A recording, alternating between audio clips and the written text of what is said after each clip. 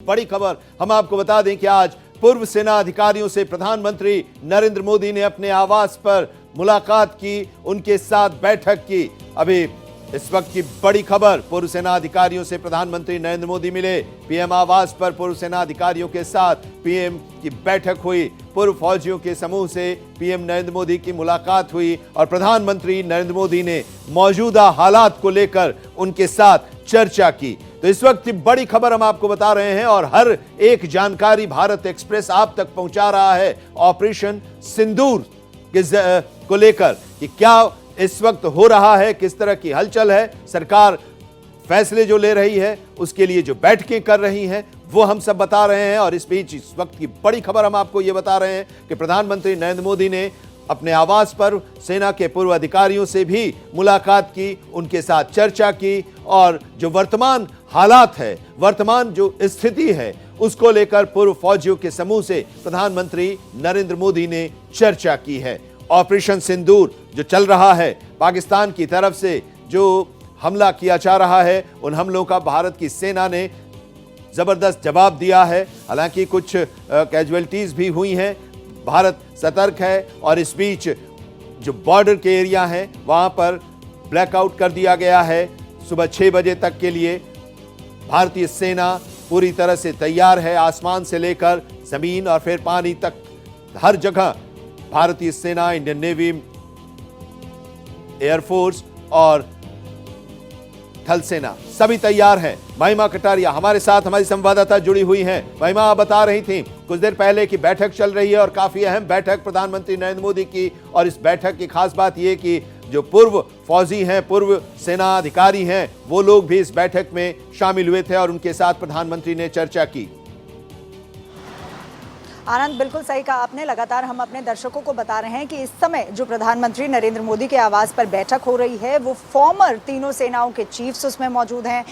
रक्षा सलाहकार उसमें मौजूद है, सीनियर ऑफिशियल्स जिन्हें कहा जाता है वो इसमें मौजूद है, खुद रक्षा मंत्री इसमें मौजूद हैं, लगभग 17 ऑफिशियल्स यहाँ पर मौजूद हैं और वेटरन्स जितने हैं जिन्होंने अब आर्मी को कहें या नेवी को कहें या एयरफोर्स को कहें या किसी भी फोर्स को सर्व किया है, वो वेटरन्स जो हैं इस समय प्रधानमंत्री नरेंद्र मोदी के आवास पर मौजूद है। ये बैठक का क्यों अहम हो जाती है? क्योंकि हमने देखा कि कल देर रात किस तरीके से पाकिस्तान का जो रवैया रहा, ड्रोन अटैक करने की भारत पर पाकिस्तान ने कोशिश की, जिसको न्यूट्रलाइज भारत ने कर दिया और भारी नुकसान पाकिस्तान को पहुंचाया, लेकिन उसके बावजूद पाकिस्तान थमने का नाम नहीं ले रहा था और जिसके चलते आज प्रधानमंत्री नरेंद्र मोदी के आवास पर देर शाम एक अहम बैठक हो रही है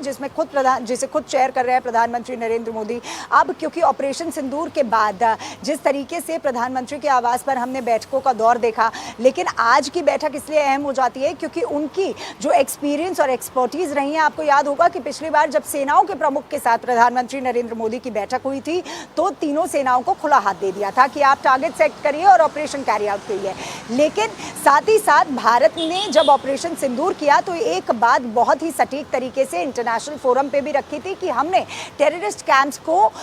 डिस्ट्रक्ट किया है, किसी भी सिविलियन को हार्म नहीं पहुंचाया, ना ही मिलिट्री को किसी भी तरीके का हार्म पहुंचाया गया है पाकिस्तान की, और भारत नहीं चाहता किसी भी तरीके का एस्केलेशन हो। लेकिन उसके बावजूद, इस बात को दोहराने के बावजूद पाकिस्तान लगातार एस्केलेट करने की कोशिश करता आया और कल हमने देखा कि किस तरीके से लगभग 500 ड्रोन जो हैं पाकिस्तान की तरफ से भेजे गए भारत में, जिनको न्यूट्रलाइज किया गया। हालांकि भारत ने अपनी तरफ से रिटेलिएट जरूर किया, लेकिन अब जो एक्सपर्टीज है, क्योंकि वेटरन्स जो हैं जिन्होंने अलग अलग फोर्सेस को सर्व किया है,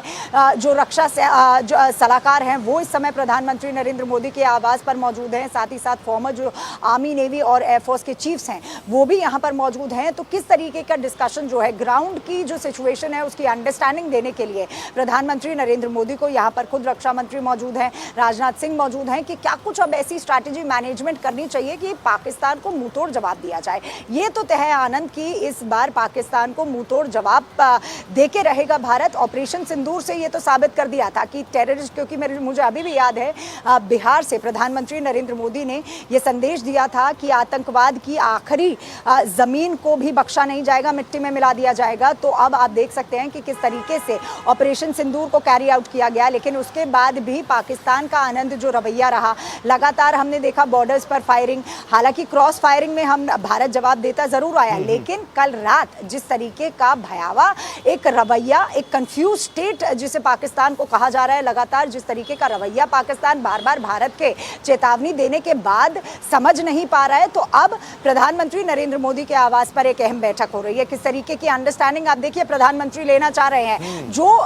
फॉर्मर चीफ्स का एक्सपीरियंस रहा होगा, उनके जो टेन्योर का एक्सपीरियंस रहा होगा, उसको भी प्रधानमंत्री अंडरस्टैंड करने की कोशिश कर रहे हैं, उनको भी समझा रहे हैं कि इस ग्राउंड पे ये सिचुएशन चल रही है। अब जब भारत एस्केलेट नहीं करना चाह रहा है, लेकिन उसके बावजूद भी पाकिस्तान के रवैये की वजह से भारत को रिटेलिएट करना पड़ रहा है, तो अब किस तरीके की स्ट्रैटेजी अपनाई जाए, अब किस तरीके की स्ट्रैटेजी मैनेजमेंट की जाए, क्योंकि डिप्लोमेटिक तरीके से बातचीत नहीं हो सकती। पाकिस्तान समझने वाले देशों में से नहीं है। नेबरिंग कंट्री जो होती है, माना हमने सम्मान भी रखा नेबरिंग कंट्री का, ऐसा नहीं कि भारत ने बातचीत नहीं की, भारत ने बातचीत करने की भी कोशिश की, समझाने की भी कोशिश की आनंद, लेकिन पाकिस्तान को जिस भाषा में समझ आता है, प्रधानमंत्री नरेंद्र मोदी ने साफ कहा है कि पाकिस्तान को जिस भाषा में समझ आए आप उसमें समझाइए। तो अब जिस भाषा में पाकिस्तान को समझ आ रहा है, उसी भाषा में प्रधानमंत्री नरेंद्र मोदी समझाते नजर आ रहे हैं, क्योंकि साफ हो गया है ये तो कि 140 करोड़ की जनता को अपना परिवार मानते हैं प्रधानमंत्री, तो उन पे अगर किसी भी तरीके की हानि आएगी तो मुखिया लाजमी सी बात है रिएक्ट करेगा। और अब प्रधानमंत्री नरेंद्र मोदी चुप बैठने वालों में से नहीं है। आपको भी ज्ञात होगा कि किस तरीके से जो भी प्रधानमंत्री कहते हैं वो करके दिखाते हैं। उन्होंने साफ बात कही थी,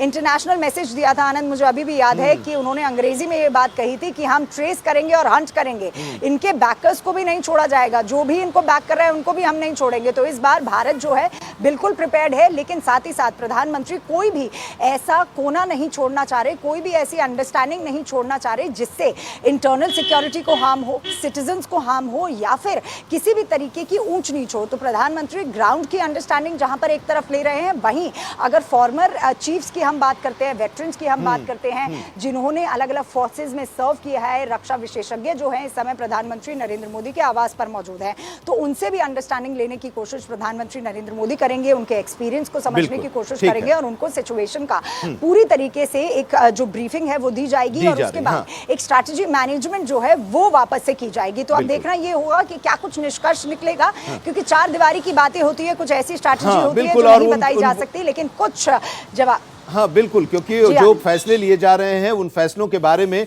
हम उस पर चर्चा भी नहीं कर सकते और जो रणनीति बन रही है उस पर चर्चा भी नहीं कर सकते। लेकिन ये देखिए बड़ी बात कि इस वक्त प्रधानमंत्री नरेंद्र मोदी वर्तमान सेनाध्यक्षों के साथ तो बैठक कर ही रहे हैं, जो पूर्व सेनाध्यक्ष हैं, सेना के पूर्व अधिकारी हैं, उनके साथ भी बैठक कर रहे हैं और उनके साथ भी उनके अनुभवों को ले रहे हैं और अब जो रणनीति बनाई जा रही है उसमें उनको भी शामिल कर रहे हैं। बहुत बहुत शुक्रिया हमारे साथ जुड़ने के लिए महिमा कटारिया। हम आपसे आगे भी अपडेट लेते रहेंगे।